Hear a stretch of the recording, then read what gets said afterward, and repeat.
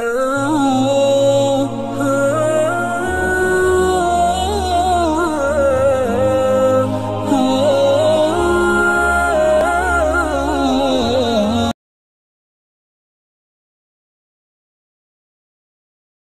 Qayyim rahimahullah mengatakan, lanjutan bahasan kita, banyak kalangan salaf yang berkata, setelah mereka meninggal, orang-orang pun sering mendatangi kuburan mereka, lalu membuat patung-patung mereka. Kemudian setelah masa demi masa berlalu, akhirnya disembahlah patung-patung tersebut. Ini maksudnya penjabaran daripada tafsir dari Al-Quran itu, ayat sebelumnya yang sudah kita baca. Tadi kita sedang membahas tafsir surah Nuh ayat 23 ya. Jadi awal-awalnya dibuat patung-patung, sampai akhirnya di kuburannya mulai dibuat patungnya dengan alasan syaitan bisikan supaya tidak lupa mukanya ya. Lalu kemudian mulailah berjalan waktu, lama-lama orang jadi sembah ya. Sembah itu berarti, sembah artinya kalau kita bilang iyyaka na'budu, hanya kepadamu kami menyembah. Sembah itu tunduk, patuh, cinta ya. Itu semua makna-makna sembah. Jadi akhirnya berlebihan pada benda-benda mati seperti ini. Diriwayatkan dari Umar radhiyallahu anhu bahwasanya Rasulullah sallallahu alaihi wasallam bersabda dalam hadis Bukhari Muslim, "La tatruni kama atratin nasara ibn Maryam, innama ana 'abdun faqulu Abdullahi wa rasuluh." Jangan pernah kalian berlebihan dalam memujiku sebagaimana orang-orang Nasrani telah berlebihan memuji Isa putra Maryam. Aku hanyalah seorang hamba, maka katakanlah hamba Allah dan Rasulnya ya. Jadi Nabi Isa itu dulu alaihissalam, kaumnya awal menganggap dia nabi, manusia biasa. Awalnya Hawariyun, sahabat-sahabatnya dulu begitu. Berjalan waktu, mereka mulai menganggap Isa ini manusia suci dan lahir tanpa ayah, berarti dia anaknya Tuhan. Mulai pindah ke situ, namanya gulu, berlebihan.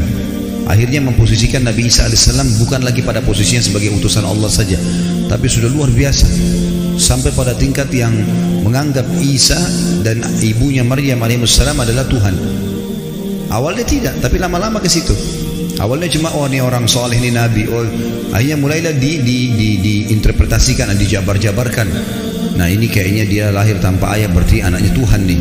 Nah berarti ya, supaya kita tidak lupa buat patungnya. Sekarang orang Nasrani banyak tidak sadar, mereka bukan lagi sembah Allah, bukan juga bahkan sembah Nabi Isa, tapi sembah apa?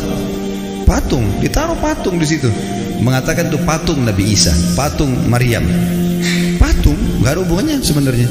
Tapi seperti itu. Dan apa bedanya dengan kaumnya Nabi Nuh yang tadinya buat patung, awal-awal diminta-minta, lama-lama akhirnya disembah gitu. Sementara Nabi Isa alaihissalam berlepas tangan dengan itu ya. Saya nggak tahu sudah pernah saya bacain belum dalam surah Al-Maidah ayatnya. Belum. Kita buka sekarang Al-Maidah. Kita lihat bagaimana Nabi Isa alaihissalam nanti pada hari kiamat itu kalau tidak salah di ayat 116 ya. Bagaimana Nabi Isa alaihissalam nanti dihakimi oleh Allah, maksudnya Allah subhanahu wa ta'ala akan mengajak bicara Isa di depan makhluk semuanya, terutama pengikutnya yang menganggapnya sebagai Tuhan. Sudah buka 116? Baik, saya bacakan. A'udzubillahi minasyaitonir rajim. Wa idz qala Allah ya Isa ibn Maryam anta qulta lin-nasi ittakhiduni wa ummi ilahaini min dunillah qala subhanaka ma yakunu li an aqula ma laysa li bihaqq in kuntu qultuhu faqad 'alimta ta'lamu ma fi nafsi wa la a'lamu ma fi nafsik innaka anta 'allamul ghuyub. Dan ingatlah ketika Allah berfirman, hai Isa putra Maryam, maksudnya nanti hari kiamat nih, di depan orang-orang semua, apakah engkau mengatakan kepada manusia, jadikanlah aku dan ibuku dua Tuhan selain Allah? Maksudnya ada Tuhan lain ya? Trinitas yang mereka bilang itu. Isa menjawab alaihissalam, maha suci engkau, tidaklah patut bagiku mengatakan apa yang bukan hakku mengatakannya. Jika aku pernah mengatakan, maka tentulah engkau mengetahui apa yang ada pada diriku, dan aku tidak mengetahui apa yang ada pada diri engkau. Sesungguhnya engkau maha mengetahui perkara-perkara yang gaib.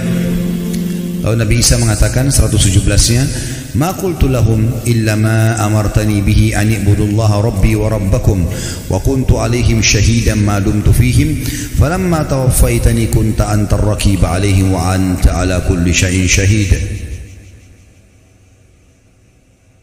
Aku tidak pernah mengatakan kepada mereka kecuali apa yang engkau katakan kepadaku, yaitu sembahlah Allah Tuhanku dan Tuhan kalian. Ini ajaran Nabi Isa AS kepada orang-orang Nasrani. Enggak pernah dia bilang jadikan saya sebagai anak Tuhan, jadikan ibu saya sebagai Tuhan. Dan aku menjadi saksi terhadap mereka selama aku berada di antara mereka. Maka setelah engkau wafatkan aku, engkau lah yang mengawasi mereka, dan engkau adalah maha menyaksikan atas segala sesuatu. Jadi nanti pada hari kiamat pernyataan Allah subhanahu wa ta'ala yang akan disampaikan kepada Isa alaihi salatu wassalam.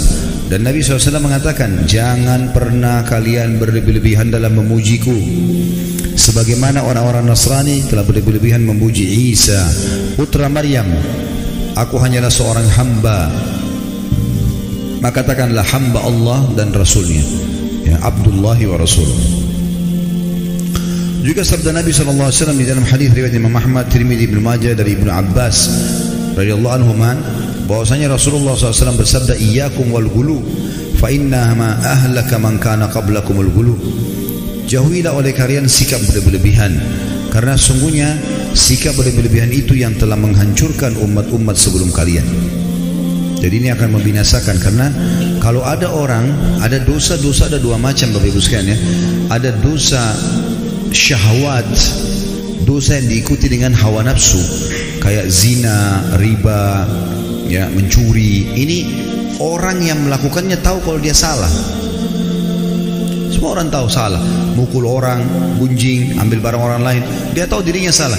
Jadi lebih mudah taubat. Tapi yang masalah dosa kedua, namanya dosa syubhat. Syubhat semua dalam hidupnya. Dia pikir dirinya ibadah padahal selagi salah. Ini bahaya sekali. Orang nggak tahu masuk dalam syirik, masuk dalam bid'ah. Dia pikir dirinya ibadah padahal sebenarnya salah. Diingatkan Rasulullah tidak pernah contohkan, nggak apa-apa. Loh, kok nggak apa-apa ini? Gimana caranya nggak apa-apa? Nabimu tidak pernah contohin, nggak apa-apa? Gimana? Sahabat nggak pernah contohin, nggak apa-apa? Ini bahaya sekali, ini resikonya besar, ya. Seakan-akan orang mengatakan kalau Rasulullah SAW masih hidup, tidak apa-apa ya Rasulullah, saya kerjain nih. Walaupun anda belum ajarkan. Kira-kira kalau dia bilang begitu depan Nabi, diapain sama Nabi itu? Pasti dia dihardikin, tidak boleh. Gimana caranya? Ya. Para sahabat saja tidak ada yang berani itu. Ada yang pernah bilang, kan ada beberapa sahabat yang melakukan perbuatan Nabi tidak pernah contohkan. Jangan lupa loh, waktu itu wahyu masih turun. Dan ada dalam sunnah-sunnah Nabi ada namanya kauliyah, perkataan, ada fi'liyah, ada perbuatan, ada takririyah, persetujuan Nabi. Kalau sesuai dengan wahyu, Nabi nggak tegur, Nabi biarin aja. Kalau dilarang, Nabi larang, karena wahyu lagi proses turun. Kalau sekarang Nabi SAW sudah meninggal, agama Islam sudah sempurna, gitu kan? Untuk apa kita mengatakan boleh kita tambah-tambah? Kan jadi masalah. Syubhat jadi dia pikir dirinya ibadah padahal lagi salah. Kan ini jadi masalah ini. Habis waktunya bertahun-tahun dalam hal-hal yang tidak ada gunanya, gitu kan? Orang jaga kuburan, di situ dipakai kesyirikan. Orang minta-minta pada jenazah, dianggap dirinya ibadah. Duit ambil dari situ, hidup dari situ. Ini kan masalah ini. Jadi banyak orang subhanallah tidak sadar padahal dia masuk dalam dosa syubhat.